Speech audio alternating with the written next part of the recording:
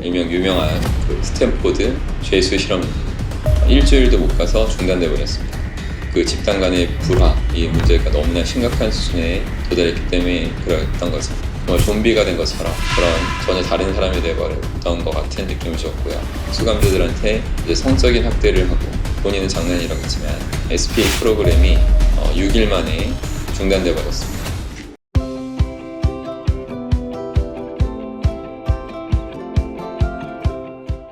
안녕하십니까, 여러분의 심리 멘토 박승입니다. 1971년에 스탠포드 대학교 필립 짐바르도 교수라는 분이 교도소의 생활이 인간의 심리에 미치는 영향에 관한 연구, 이런 것을 한다고 하면서 신문에 지역 광고를 냈어요. 그래서 지원자들을 모집했죠. 이것이 일명 유명한 스탠포드 죄수 실험입니다. 이 감옥 실험을 한 건데, 이 모의 감옥 실험에서 이제 발견된 내용들을 정리해서 아주 두꺼운 책이 있어요. 루시퍼 이펙트라는 책을 쓰기도 했습니다. 이게 아주 큰 반향을 일으켰고 2010년도에 영화로도 개봉됐어요. The Experiment에서 실험이라는 제목으로. SP 프로그램이라고 할게요. 이 광고가 나가니까 100여 명의 지원자가 신청을 했어요. 지원자들한테 심리평가를 다 실시했고, 정신과적인 병력이 있거나 범죄자나 약물 복용하는 사람들, 체포된 전력 여기 있는 사람들을 다 제외시켰습니다. 그러니까 정상인들을 뽑은 거죠. 이런 과정을 통해서 최종적으로 24명의 SP 참가자를 정해서 이들을 실험에 참가했으니까 대가로 하루에 $15씩 주기로 했습니다. 선발 과정에서 다양한 평가 과정을 통해서 참가자들 간에 이제 너무 다른 이질성을 최소화시키고 특이한 삶을 살아온 사람들을 제외시켜 버립니다. 그래서 최종 선발된 24명의 SP 참여자가 이제 만들어졌고, 일반 사람들과 크게 다를 바 없는 우리 사회에서 평범하게 볼 수 있는 사람들로 구성을 한 거죠. 이 SP 참여자들은 경제적 여건이나 지능, 그리고 성격, 신체적 건강 정도 면에서 서로 비슷한 특징을 공유하는 사람들이었던 겁니다. 이들은 무작위로 교도관과 수감자의 두 집단으로 나뉘어져서 실험에 들어가요. 하지만 교도소처럼 이제 꾸며진 실험 공간에 2주 동안 실행될 예정이었던 이 실험이 일주일도 못 가서 중단돼 버렸습니다.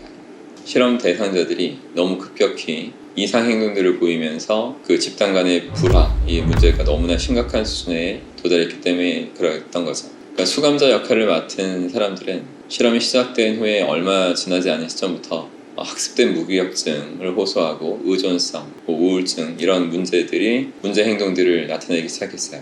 특히 수감자 역할을 한 사람들 중에 절반은 심각한 정서 장애, 인지 장애 이런 걸 일으켰고, 실험에서 이제 중도 하차해야만 했습니다. 그리고 마지막까지 남아있던 수감자들은 마치 정말 좀비가 된 것처럼 그런 전혀 다른 사람이 되어버렸던 것 같은 느낌을 줬고요. 나쁜 상황과 나쁜 시스템이 평범한 사람들을 아주 병리적으로 행동할 수밖에 없도록 만들어낸 그런 실험을 보여준 거죠. 교도관 역할을 했던 사람들도 마찬가지인데 이상해지는 거죠. 실험 첫날부터 수감자들한테 필요 이상으로 더 잔인하게 대하고 그들을 학대하기 시작했습니다. 그 결과 실험이 시작된 바로 다음 날부터 수감자들의 반란이 막 일어났고, 5일째 되던 날 헬맨이라는 그 교도관이 있는데 수감자들한테 이제 성적인 학대를 하고, 본인은 장난이라고 했지만 이런 가혹 행위들이 막 빈번하게 일어났어요. 그래서 결국 SPA 프로그램이 6일 만에 중단돼 버렸습니다. SPA 참여자들은 실험에 참여하기 전까지는 교도관하고 수감자 중 그 누구도 문제 요인을 갖고 있는 게 없었어요. 그걸 미국의 썩은 사과라고 표현하는데, 썩은 사과가 없었던 건데, 하지만 참가자들은 이제 교도소 운영 시스템 안 좋은 영향을 받으면서 빠른 속도로 썩은 사과, 마음이 병든 그런 사람으로 변해간 것입니다. 이런 점에서 짐바르도는 SP가 인간의 삶에서 악이 탄생하는 그 과정을 잘 보여주는 거라고 주장했어요. 그는 이 평범한 사람이 썩은 상자 안에 있을 때 악행에 물들게 되는 이런 현상을 루시퍼 이펙트라고 했고, 루시퍼는 뭐 아시죠? 기독교에서 말하는 천국에서 추방당한 사탄입니다.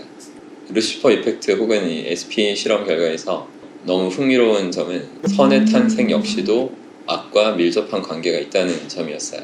그러니까 SP 프로그램에서 성적인 학대를 자행한 그 교도관 헬멧, 이 사람을 30년이 지난 뒤에 이제 짐바르도 교수가 다시 또 만난 적이 있는데, 이 헬멧은 이 실험 때문에 자기가 너무 큰 오명을 안게 됐다고 불평하면서 하지만 이 실험을 통해서 배운 교훈이 있다고 고백했어요. 이런 말을 했는데 그때가 1971년이니까 그 교만하고 그 남한테 무관심했던 10대 소년이 수십 년 동안 그 굴레를 짊어지고 책임감을 느끼면서 많이 부드러워졌다. 그 당시 누군가 내 행동을 나쁘다고 이렇게 했다면 그들한테 오히려 내가 욕했을 것인데, 근데 내가 교도관 역할을 이제 그토록 깊게 빠져들어서 다른 사람한테 고통 준 그 부분이 너무나 이제 죄책감이 들고 그 일종의 경고와 같은 역할을 자신에게 계속 해주고 있다, 이런 얘기를 한 거죠.